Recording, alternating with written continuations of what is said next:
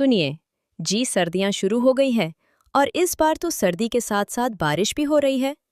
घर की छत का तो आप जानते ही है ना, पानी आता है। हाँ कविता, इस बार ठंडी कुछ ज्यादा ही पड़ने वाली है, क्योंकि गांव के चौपाल पर लोग बोल रहे थे कि इस बार सर्दी के साथ साथ भयंकर बारिश भी होने वाली है। अजी ऐसा हुआ तो हमारा क्या होगा? छत के साथ साथ घर की खिड़कियां भी टूटी हुई हैं। ठंडी हवा सीधी अंदर आती है।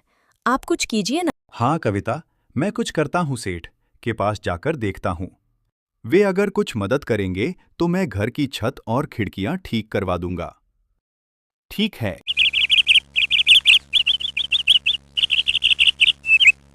अगली सुबह भोला सेठ के घर की तरफ चल देता है।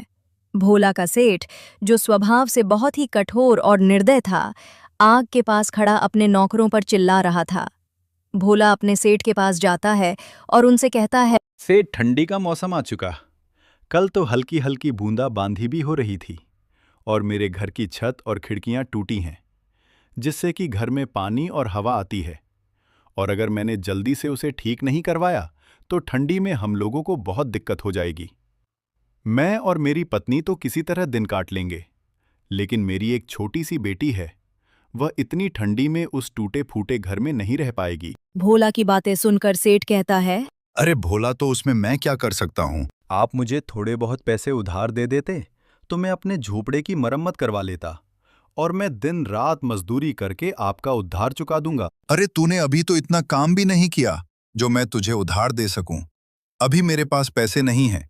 सर्दी की वजह से सारा धंधा चौपट हो गया है। और सुन मेरी बात, काल से काम पर मत आइयो। अरे सेठ, मैं तो मदद की उम्मीद से आपके पास आया था, लेकिन आप तो उल्टा मुझसे मेरा ही रोजगार छीन रहे हो। ऐसा मत करो सेठ, मत करो। मैं कहाँ जाऊंगा? भोला के इतनी मिन्नतें करने के बाद भी उसका सेठ उसकी एक नहीं सुनता है और बेचारा भोला वहां से दुखी मन से वापस चला आता है। भोला दिन भर जगह जगह काम ढूंढता है, लेकिन उसे कहीं भी काम नहीं मिला। सुबह से रात हो गई, कविता को बोलकर आया था कि छत का इंतजाम कर दूंगा, पर यहां तो नौकरी भी चली गई। घर ठीक होना तो छोड़ो, खाने तक का इंतजाम नहीं कर पाया। भोला चाय की एक दुकान के आगे बैठा ये सब सोच ही रहा था कि तभी आसमान में काले बादल छा जाते हैं और जोर जोर से बिजली कड़कने लगती है। हे भगवान, लगता है बारिश होने वाली है। मुझे तुरंत घर पहुंचना होगा, वरना कविता अकेले कैसे संभालेगी। भोला जल्दी अपने घर की तरफ दौड़ता है। वो कुछ दूर चला ही था कि तभी जोर जोर से बारिश शुरू हो जाती है। हे ऊपर वाले, ये कैसी परीक्षा ले रहे हो? पहले क्या आपको हमारे दुख कम लग रहे थे, जो ऊपर से यह बेमौसम की बारिश और शुरू कर दी? धीरे धीरे बारिश बढ़ जाती और चारों तरफ पानी ही पानी हो गया था, जिससे भोला का उसमें चल पाना बहुत मुश्किल हो गया था।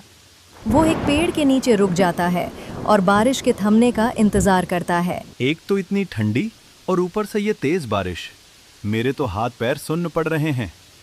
इतने पानी में चल पाना भी मुश्किल हो गया है और घर पर बेचारी कविता अकेली परेशान हो गई होंगी। भोला काफी देर तक उस पेड़ के नीचे बारिश के रुकने का इंतजार करता है, लेकिन बारिश थी कि रुकने का नाम तक नहीं ले रही थी।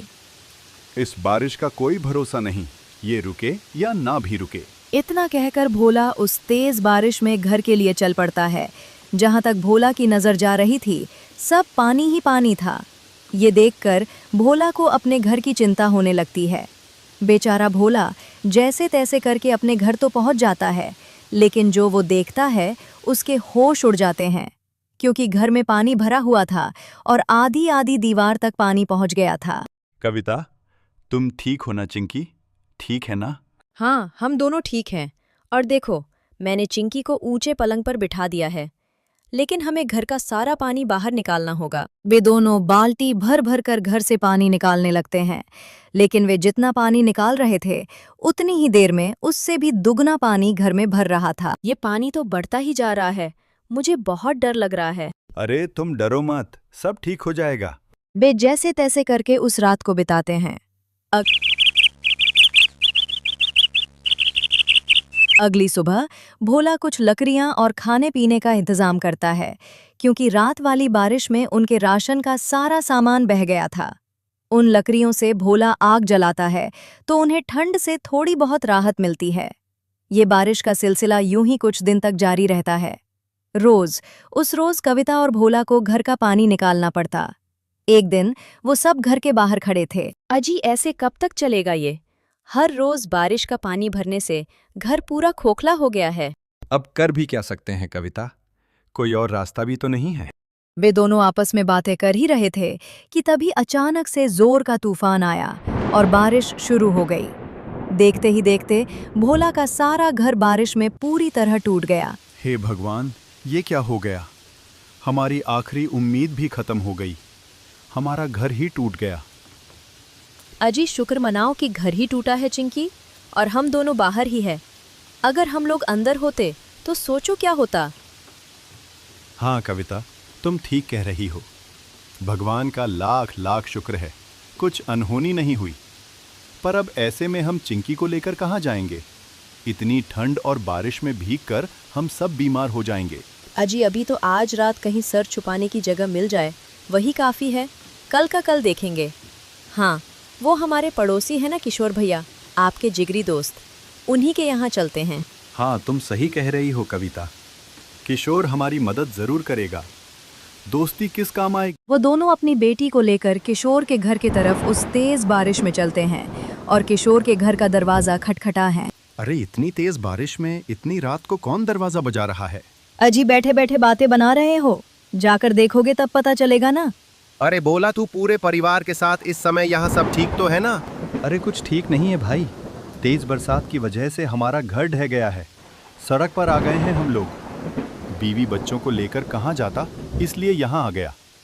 आज की रात क्या हम तेरे घर में रुक सकते हैं? देख भाई भोला, दोस्ती यारी अपनी जगह ठीक है, मैं तुझे रख भी लूं, पर तेरी भाभी कभी नहीं मानेगी। और वैसे पूरा परिवार एक साथ, माफ करना भाई, मैं नहीं रख सकता। तू कैसी बात कर रहा है किशोर?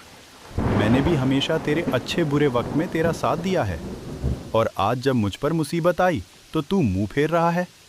ऐसा मत कर मेरे भाई, एक ही रात की तो बात है, मेरी बच्ची बीमार हो जाएगी। सब समझता हूँ भोला, पर मैं नहीं रख सकता अभी, तुम कोई और जगह तलाश कर लो। भोला कुछ और बोल पाता उससे पहले ही किशोर ने उसके मुंह पर दरवाजा बंद कर दिया। कौन था दरवाजे पर? अरे वो भोला और उसका पूरा परिवार था, उसका घर टूट गया है, इसलिए यहाँ रुकने को आया था मैंने, बाहर का रास्ता दिखा दिया। अजी, भोला तो आपका अच्छा दोस्त है ना, उन्होंने हमारी कितनी बार मदद करी है, आपने ये ठीक नहीं किया जी। अरे मैंने कोई धर्मशाला खोल रखी है क्या, जो हर किसी को रख लूं? और कैसा दोस्त, अब उसके पास न घर रहा न कुछ, और तो वह मेरे किस काम का। मैं दोस्ती तभी तक रखता हूँ जब तक सामने वाले से फायदा हो। भगवान से डरिए जी, वक्त बदलते देर नहीं लगती, कहीं ऐसा न हो ये आपके बड़े बोल आप पर ही भारी पड़ जाएं। अरे ऐसा कुछ नहीं होता। उधर किशोर बरसात के मजे ले रहा था तो वही भोला का परिवार तेज बारिश में बीच सड़क पर भीग रहा था।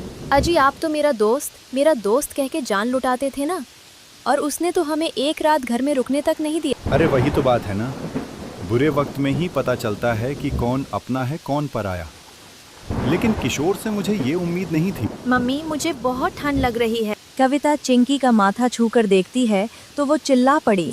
अजी, चिंकी को तो बहुत तेज बुखार हो गया है, ये ठंड से कांप रही है। अब हम क्या करें जी?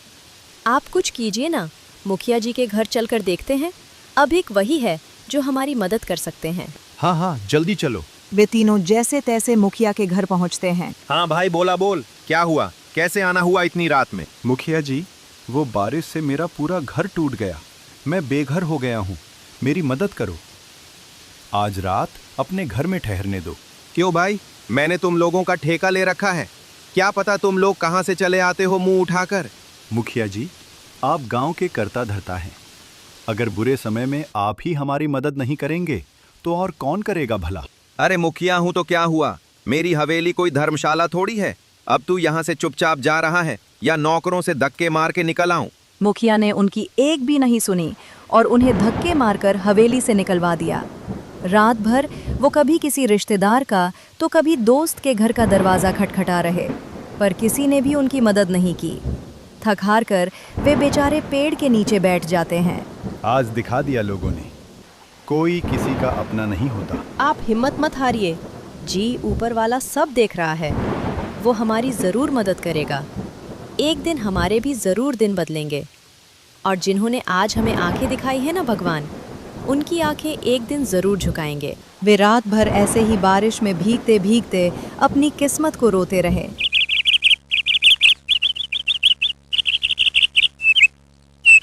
कविता, तुम यहीं पेड़ के नीचे चिंकी के साथ रहना। मैं कुछ खाने पीने का इंतजाम करके आता हूँ। अच्छा जी, ठीक है, पर जल्दी आना। शाम होने से पहले भोला अलाव जलाने के लिए लकड़ी, खाने पीने का सामान और चिंकी की दवाई का इंतजाम करके आ जाता है। अब बारिश भी नहीं थी, तो वो लोग आराम से उस पेड़ के नीचे ही रहने लगे।